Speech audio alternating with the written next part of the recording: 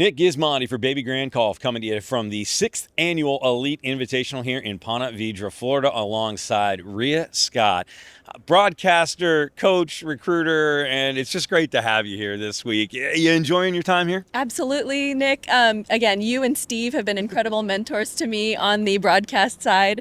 So this is a fun, different experience for me to be behind the scenes. You got a lot of fun jobs. You're the head coach of the women's team at UVA. You get to broadcast. You get to come out and be a little bit of a fan. I mean, it's all kind of mixed together in this situation. Absolutely. And at its core, it's all golf. I get to talk golf in my regular job. I get to talk golf here with you all.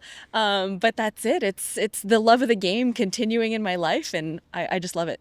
Two big storylines here at the Elite Invitational. First one being the weather, second one being the golf course and how tough it is, and then the way it is set up. Let's start with the weather. How much of a factor has that played? You know, when you come down and you play in a tournament in Florida, you have this mental expectation of what it's going to be like. I did. But the practice round showed really proving, right? A test, and it was 20 degrees colder than it is now. So when it's that cold, I feel like it's hard to get a gauge of what the golf course is actually going to play like during your tournament rounds. So I think that practice round being such different conditions made it even more challenging to adapt here during the tournament days. And Mason Carmel set this golf course up backwards. He flipped to the nines, and that's a little bit interesting. He did it because of wind conditions, wanted it to be tough coming down the stretch, but also something that's a little bit unordinary for these players. The 18th hole, the finishing hole, is a par 3.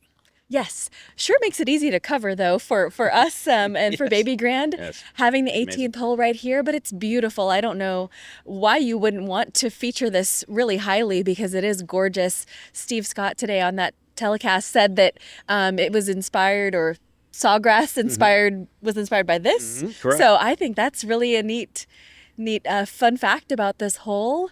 This setup. I think Mason set this up really fair, really well.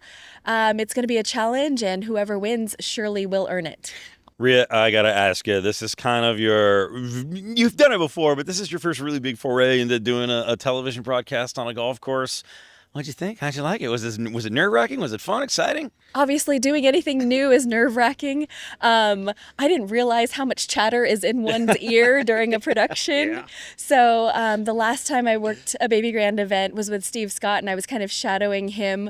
But you all let me fly solo, and I don't think there's a better way to learn than to just dive in. So. Well, if there's a compliment for you, my longtime cameraman of many years was on my hip today, and we had you in our ear, and he looked at me and he goes, "Man, sounds like she's been doing that forever." So that's a pretty good compliment from my man, Stan. Thank you so much. Thanks, Stan.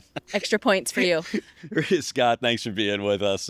Make sure you stay with us on Babygrande. We've got complete head-to-toe coverage, tip to tail, green to tee, however you want to call it, from the 2025 Elite Invitational.